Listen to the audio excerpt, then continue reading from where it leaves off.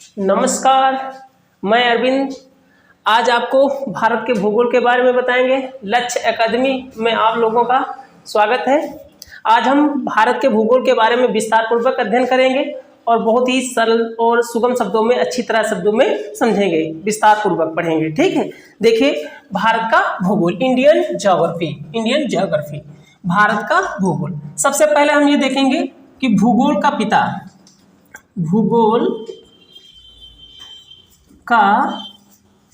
पिता किसे कहा जाता है? भूगोल का पिता, तो भूगोल का पिता हिकेटियस को कहा जाता है।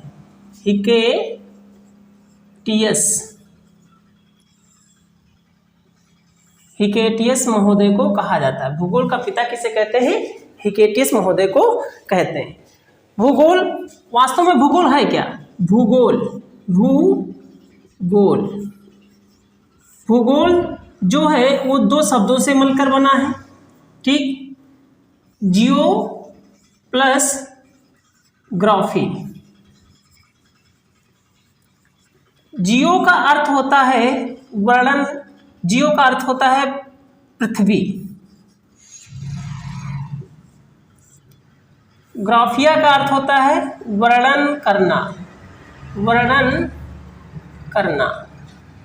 अर्थात जियो का अर्थ होता है पृथ्वी और ग्राफी का अर्थ होता है वर्णन करना। अर्थात पृथ्वी का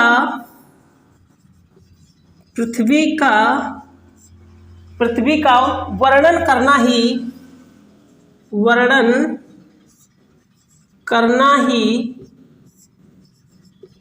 ही भूगोल कहलाता है। भूगोल कहलाता है। पृथ्वी का वर्णन करना ही क्या कहलाता है? भूगोल कहलाता है। और भूगोल के पिता किसे कहा जाता है? हिकेटियस को कहा जाता है।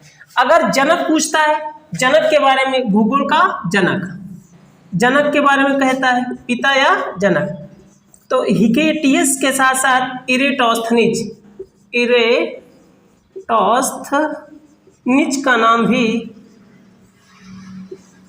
मिलता है। इरेटोस्थनीज, जनक के रूप में इरेटोस्थनीज और पिता के रूप में हिकेटियस को कहा जाता है। ठीक, अब हम सबसे पहले पढ़ेंगे भारत के भूगोल में भारत का परिचय। भारत का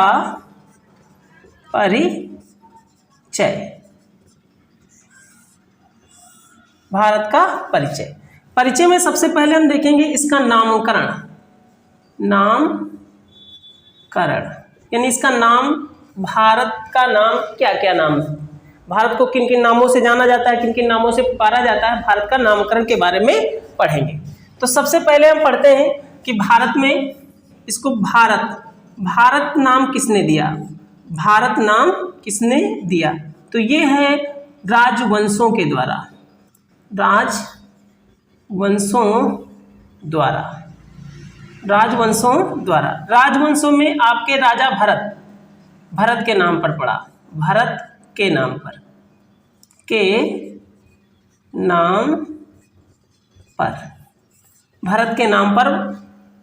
नाम भारत पड़ा।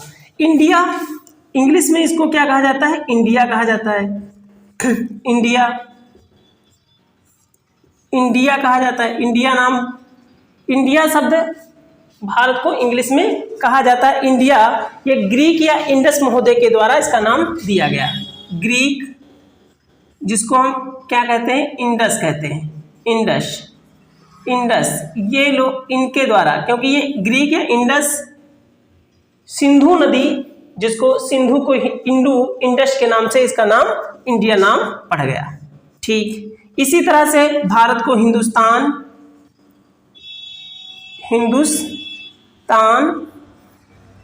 आर्यावर्त,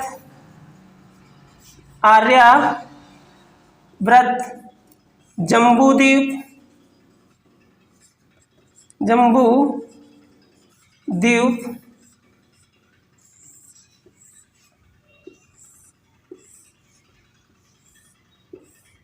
हिंदुस्तान, आर्यावर्त, जम्बूद्वीप आदि के नाम से जाना जाता है। ठीक, तो हिंदुस्तान नाम किसने दिया? ईरानियों महोदय ने दिया, ईरानियों के द्वारा, ईरानियों द्वारा। आर्यावर्त जो नाम पड़ा आर्यों के द्वारा दिया गया, आर्यों द्वारा, आर्यावर्त आर्यों द्वारा। जम्बू द्वीप ये आपका पुराणों में नाम मिलता है, पुराणों में जम्बू द्वीप। तो इस प्रकार भारत, इंडिया, हिंदुस्तान, आर्यावर्त और जम्बू द्वीप, जम्बू द्वीप आदि के नाम से जाना जाता है। ये था भारत का नामकरण के बारे में। ठीक, अब भारत की स्थिति एवं विस्तार के बारे में हम पढ़ेंगे। स्थिति एवं विस्तार। तो इस प्रकार भूगोल के पिता हिकेटियस, भूगोल शब्द दो शब्दों से मिलकर बना है, जियो प्लस ग्राफी। जियो का अर्थ होता है पृथ्वी और ग्राफिया का अर्थ होता है वर्णन करना, अर्थात कहने का मतलब है पृथ्वी का वर्णन करना ही क्या कहलाता है? भूगोल कहलाता है। ठीक, जिसके जनक क्या कहे जाते हैं? इरेटोस्थनीज कहा जाता है। भारत का परिचय में, नामकरण में सबसे पहले भारत राजवंशों के द्वारा दिया गया, इंडिया ग्रीक या इंडस महोदय के द्वारा दिया गया, हिंदुस्तान ईरानियों द्वारा, आर्यावर्त आर्यों द्वारा, जम्बूद्वीप पुराणों में इसका उल्लेख मिलता है। अब हम भारत के बारे में स्थिति एवं विस्तार के बारे में अध्ययन करेंगे। स्थिति एवं विस्तार, सबसे पहले स्थिति एवं विस्तार के बारे में।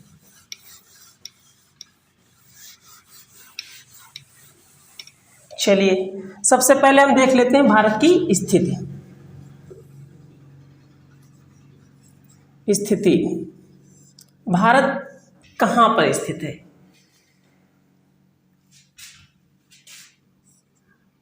भारत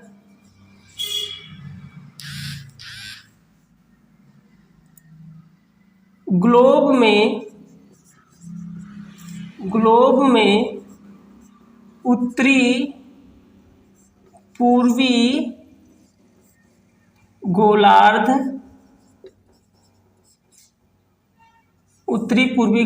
में स्थित है। जैसे ये हमारा पृथ्वी है, ऊपर का हिस्सा उत्तरी गोलार्ध, नीचे दक्षिणी गोलार्ध,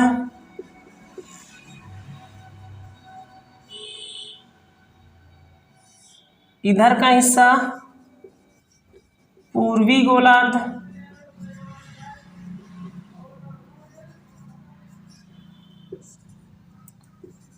पश्चिमी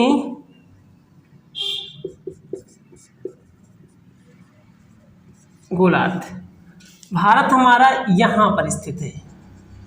इस प्रकार ना तो भारत हमारा पूर्णतः, इस प्रकार हमारा भारत उत्तरी और पूर्वी गोलार्ध में स्थित है, इसलिए इसको हम कह सकते हैं भारत हमारा उत्तरी पूर्वी गोलार्ध में स्थित है। सबसे पहले अब हम इसके बारे में अक्षांशीय विस्तार देख लेते हैं। अक्षांशीय विस्तार,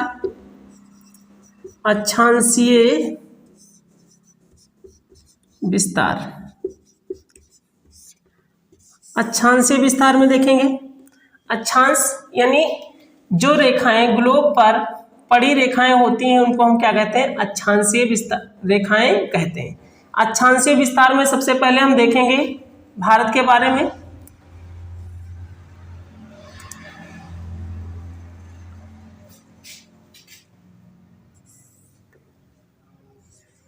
आठ डिग्री 4 मिनट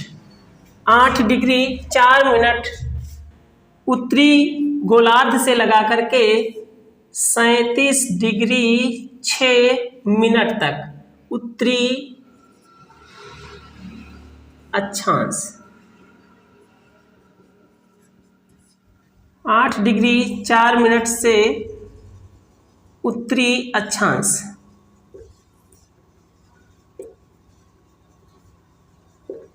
यानी 8 डिग्री उत्तरी अक्षांश से लगा करके 37 डिग्री उत्तरी अक्षांश तक भारत का विस्तार पाया जाता है। तो ये यहाँ तक, यहाँ से यहाँ तक। तो इस प्रकार अक्षांशीय विस्तार में हम क्या पढ़ेंगे? 8 डिग्री 4 मिनट उत्तरी अक्षांश से, उत्तरी अक्षांश से 37 डिग्री 6 मिनट उत्तरी अक्षांश तक आपका भारत का, तो भारत का अक्षांशीय विस्तार में 8 डिग्री 4 मिनट उत्तरी अक्षांश से लगा करके 37 डिग्री 6 मिनट उत्तरी अक्षांश तक है। ठीक है, तो 8 डिग्री 4 मिनट ये आपका पाया जाता है कन्याकुमारी, तमिलनाडु और श्रीलंका के मध्य, इसको 8 डिग्री 4 मिनट, इसको क्या कहेंगे, भारत की मुख्य सीमा का दक्षिणतम बिंदु,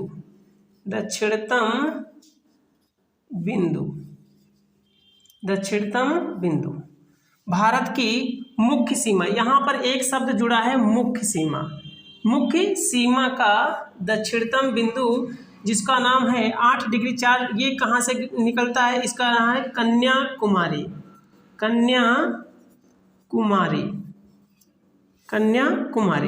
जिसको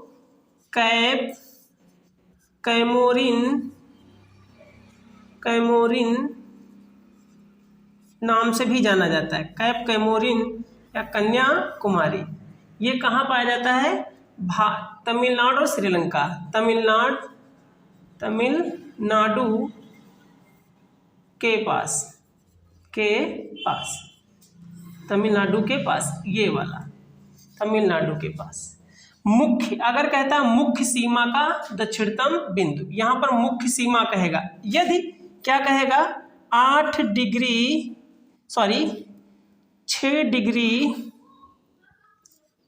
4 मिनट की बात करेगा, तब कहीं कहीं पर 4 या 45 मिलता है, तो इसको कहते हैं भारत का दक्षिणतम बिंदु,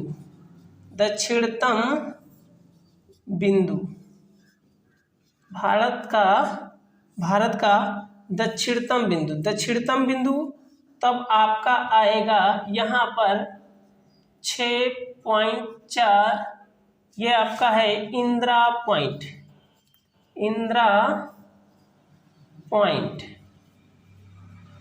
पॉइंट, इसको अन्य नाम से भी जाना जाता है, अन्य कई नाम से भी जाना जाता है, इसको पिगमेलियन पॉइंट भी कहते हैं, पिगमेलियन पॉइंट, या इसको पार्सन पॉइंट भी कहते हैं, पार्सन पॉइंट के नाम से भी जाना जाता है। तो ये आपका ये मुख्य है, ये कौन सा है, मुख्य सीमा। अगर ये कहेगा तो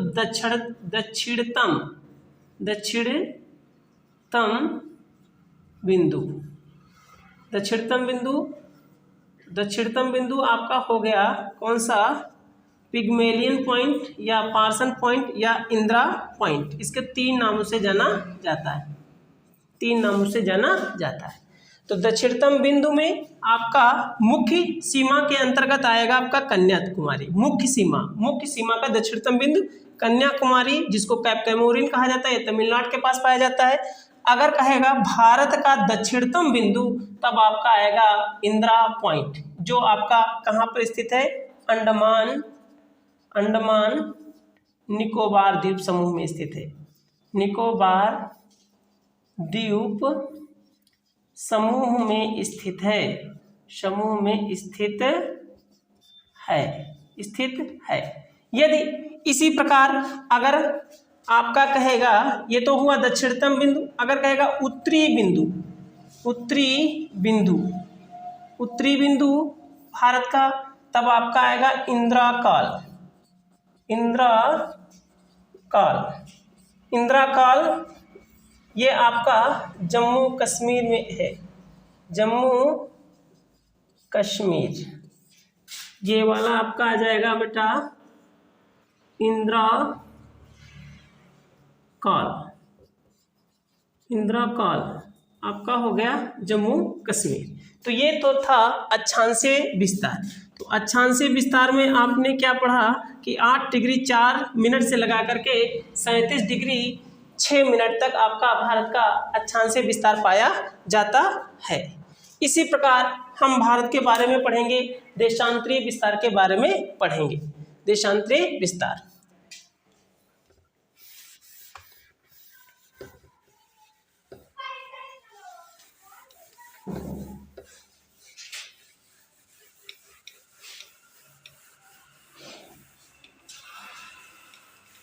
चलिए अब हम देशांतरीय विस्तार के बारे में पढ़ लेते हैं। भारत का देशांतरीय विस्तार कहाँ से कहाँ तक पाया जाता है। देशांतरीय विस्तार, देशांतरीय विस्तार,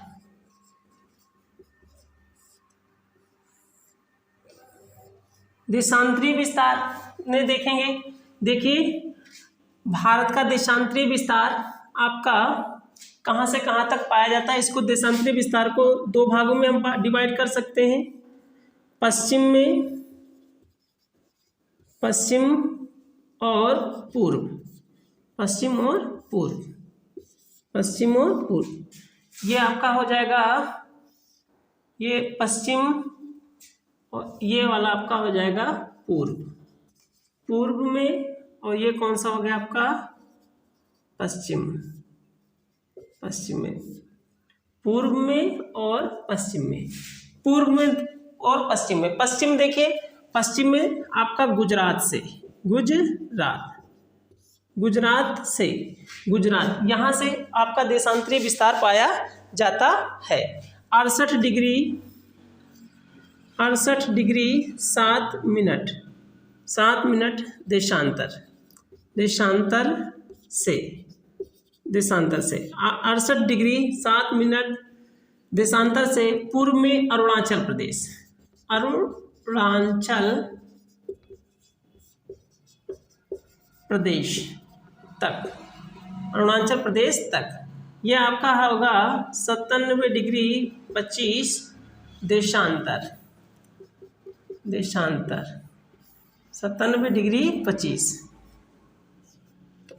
68 डिग्री यहाँ से कहाँ होगा बेटा, 68 डिग्री 7 देशांतर से लगा करके ये आपका हो जाएगा 97 डिग्री 25 देशांतर के मध्य आपका भारत का अच्छा देशांतरीय विस्तार पाया जाता है। पश्चिम में, पश्चिम में जो देशांतर बिंदु होगा वो उसको कहेंगे पश्चिमी बिंदु, पश्चिमी बिंदु, भारत का पश्चिमी बिंदु, पश्चिमी बिंदु जो आपका कहाँ स्थित है, गुजरात में स्थित है, गुजरात में स्थित है, जिसको हम क्या नाम से पुकारते हैं, गौर माता, गौर माता के नाम से पुकारा जाता है, या इसको सर क्रीक भी कहते हैं, सर क्रीक, सर क्रीक के नाम से भी जाना जाता है। तो पश्चिम में गौर माता या गुहार माता, कहीं कभी कभी इसको गौर माता को हम गुहार माता भी देखते हैं, गुहार माता के नाम से भी जाना जाता है।